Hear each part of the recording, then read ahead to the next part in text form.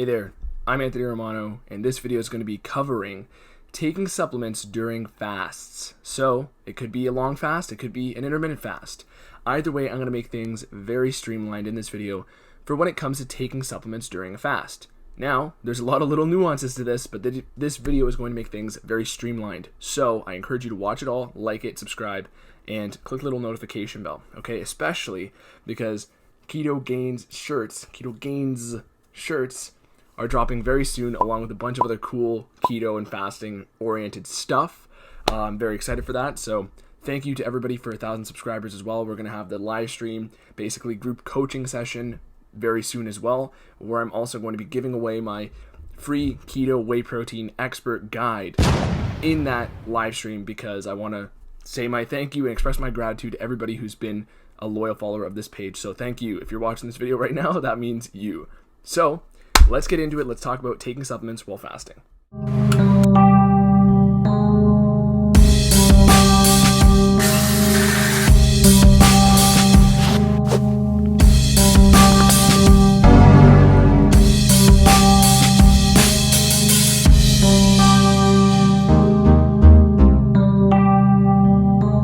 So high doses of leucine is off the table, especially if it's in your pre-workout. Creatine and whatnot, they are going to start digestive reactions in your body. Your body has to process them, okay? But is it going to end a fasted state? As long as it's not over 40 calories, you're generally good for fat loss. As long as it's not going to trigger an insulin response and your calories are in check for the day, you're good. So hopefully this was clear. Autophagy purposes, healing purposes, inflammation purposes, keep it as minimal as possible, except electrolytes. Fasting purposes for fat loss, or with fat fasting, electrolytes are, going to benefit you greatly. And if you don't have them, your body's going to jack up its own insulin so that you can retain more water, and that's going to make you hungry, and that's going to reduce fasting fat loss. So you're not going to get the results you want, and you're probably going to be hungrier, okay? And you're not going to get even the cellular cleansing benefits. So we're going to break down this video by assessing each of the different types of goals you might have with fasting. So it could be autophagy, right? Cellular cleansing, so the health-oriented goals. It could be fat loss and body composition. It could be fat fasting for a bit of both, but I'm going to break things down in every goal here. But the starting background foundational rules here of this video that apply to every scenario is, number one, the closer you can get to a pure fast, the better. So the less coffee, the less tea, the less supplements you have, the less little bits of food from fat fasting, things like that, the less you have of that, the more deep your fast state is going to be, the better autophagy you get, and the lower insulin state you get from the fat loss perspective, okay? So, number one rule for fat loss oriented approaches is you want to keep your hormones that are associated with fat storage low. What are some of those hormones? Insulin's the primary one, but I'm going to get into some other ones in this video. So, for fat loss goals, the general direction this video is going to go is the lower you can keep your insulin, the better, the deeper your fasted state is going to be, the more fat loss you're going to experience. For autophagy side of things, the more you keep everything out of the picture besides electrolytes, the more deep cleansing you're going to get, the more inflammation relief, the more scar tissue removal, all the other reasons that people do long fasts, okay? And those are the two general directions we're going to go here. Other foundational rule here, electrolytes are always great to consume during a fast, okay? Particularly sodium, potassium, and magnesium, but more so sodium, potassium. So I have links to some very good quality stuff, even from other experienced keto dieters who have made LMNT, right? That's a great quality electrolyte I have linked in the description. But electrolytes during the fast is crucial, and they will not end the fasted state unless there is, you get one from Walmart and it has hidden sugars in there, or it has, other sweeteners in there like aspartame or other BS in there. Okay, so you want a good quality electrolyte supplement, or just even the raw powders in chloride form, which are also linked below. So you can take those during any fast for any goal, and it's not going to disrupt anything. But when we're looking at let's start off with the fat loss perspective, and the autophagy perspective kind of come better, okay? So when we're talking about autophagy, realistically, the deepest autophagy from what I've been through is dry fasting plus just absolutely nothing. Now, I haven't done this for as long as I've done water fasting with electrolytes, okay? I've done water fasting with electrolytes for like up to a week, basically. And when we're talking, I've done, keto, I always say, for 8 years, and fasting all throughout that time in many different shapes and forms. So when we're talking about autophagy, there's plenty of videos on YouTube of people who are doing this for, inflammation relief. There's people who are doing this to get rid of, joint pain or scar tissue. And from what I've experienced and from what I've researched, you basically want to push closer to the side of consuming absolutely nothing besides water and electrolytes during a fast for a long amount of time, excess of 3 or 4 days, to get those benefits. So that's the kind of tangible side of things. But when we're looking at the research of autophagy, autophagy itself is going to be amplified by the little details. So the little bit of supplement in there that is slipping into your diet besides electrolytes is going to diminish autophagy. A bit of coffee, a bit of tea is going to diminish autophagy. For people who are actually dealing with an issue for therapeutic reasons, from what I've seen and experienced with clients and people I've helped, little bits of coffee and tea is actually not going to ruin the inflammation benefits you get, or the scar tissue reduction or the injury recovery. You're not going to have any problems with that. And I've used that to help scar tissue in my ankle, lots of other stuff. But when we're talking people with serious conditions, with cancer, with other things that they're using deep ketosis and fasting for and autophagy, that is where you would probably, if it's very serious, you'd want to go closer to the end of just eliminating everything. Okay, there's great work from Dr. Sachin Panda and even Rhonda Patrick, who a lot of people know Dr. Rhonda Patrick, and I mean they both have great work on a lot of different things, but there's this concept of time restricted eating, which Dr. Sachin Panda is known for, and it's basically fasting without anything in the picture. And the one thing that we've learned from that is the less you put into your stomach, the less enzymatic reactions you're going to have, the less you're changing the environment of your gut, okay? Example, consuming proteins is going to create more acidic environment in your stomach, etc.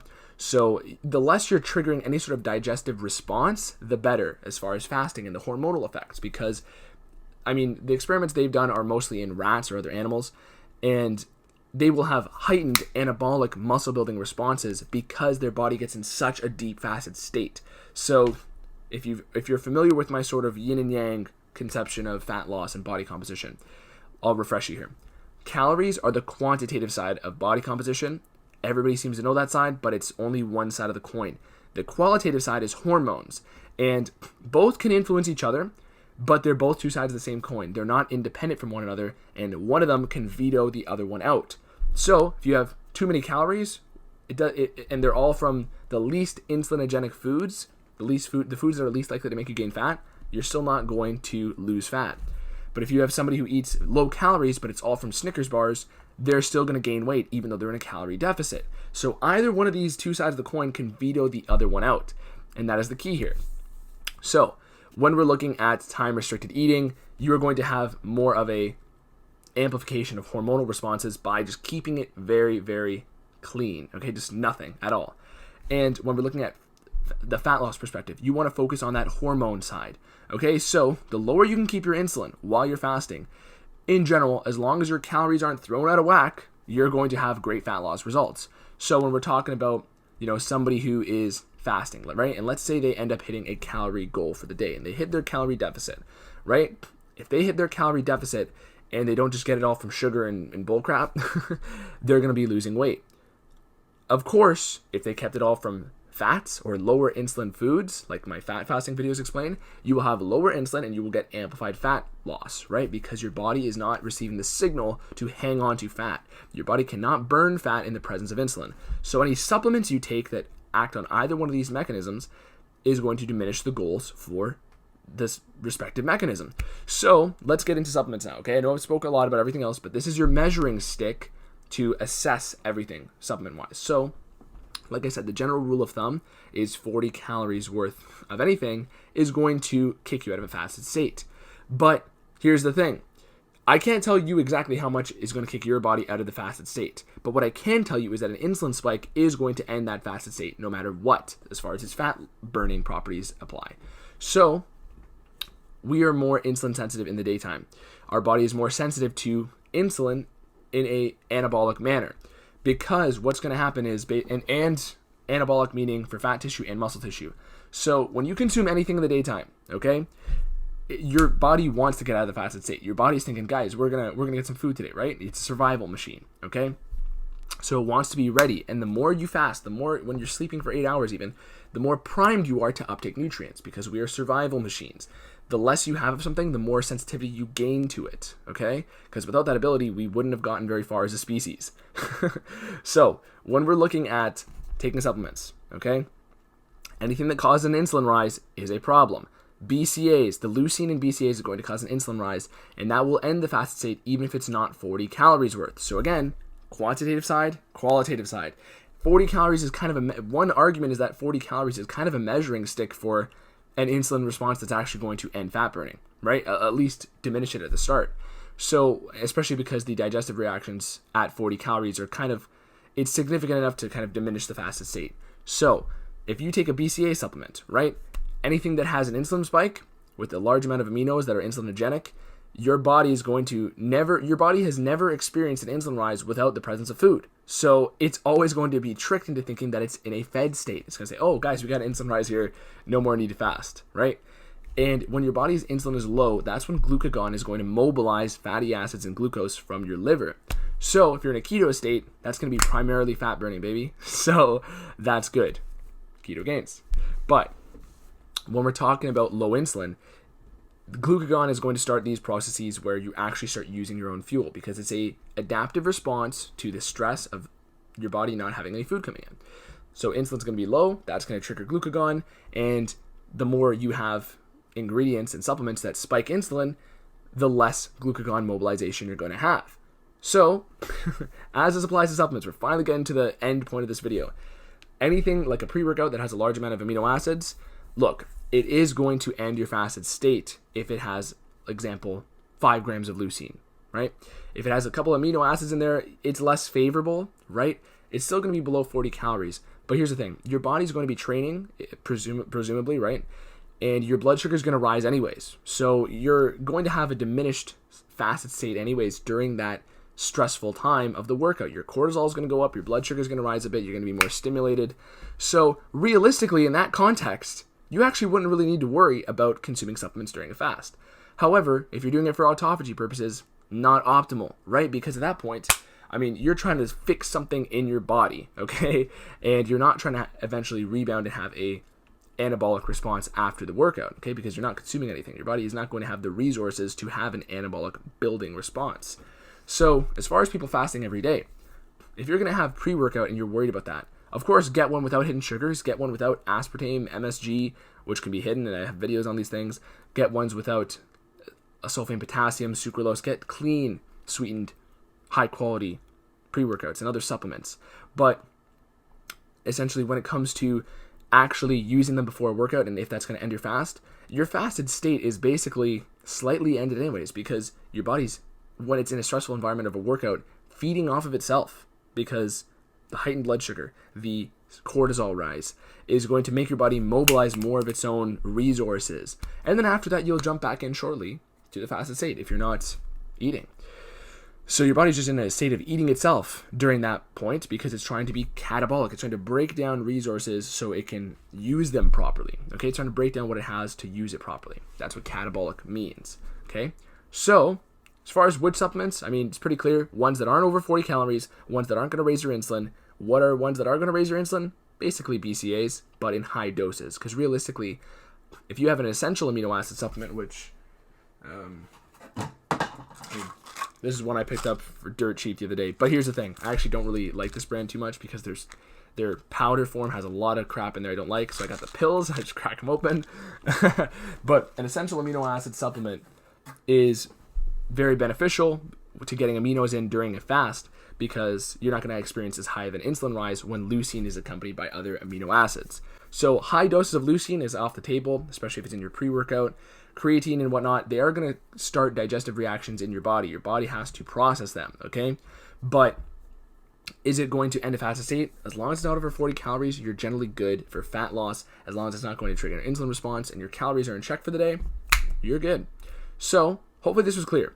Autophagy purposes, healing purposes, inflammation purposes, keep it as minimal as possible, except electrolytes. Fasting purposes for fat loss, or with fat fasting, electrolytes are, going to benefit you greatly. And if you don't have them, your body's going to jack up its own insulin so that you can retain more water, and that's going to make you hungry, and that's going to reduce fasting fat loss. So if you're doing it for fat loss purposes, keep in mind, if you break the fast with something that's going to spike your insulin, it will probably be used more effectively because you're going to be more insulin sensitive. But if you do this unintentionally, right? If you have something that unintentionally spikes your insulin, and then you keep not eating for a span of hours, that's just going to be shooting yourself in the foot. You're not going to get the results you want, and you're probably going to be hungrier, okay? And you're not going to get even the cellular cleansing benefits. So that is it for this video. Hopefully this wasn't too convoluted, but I wanted to give you the comprehensive understanding as to how to use supplements on fasting, right? What's going to kick you out, what's not. Of course, food, supplements, protein, those are going to kick you out, but my whey protein guide, which is coming out soon, is going to explain a lot of that. So if you're somebody who's new here, this is going to be free for a while before I eventually sell it. So I basically want people like you, who are the OGs of this page, to have it for free. So we're going to get into that more. Click notification bell, click subscribe, like the video, Anthony Romano. Peace. Also follow my Instagram. Peace.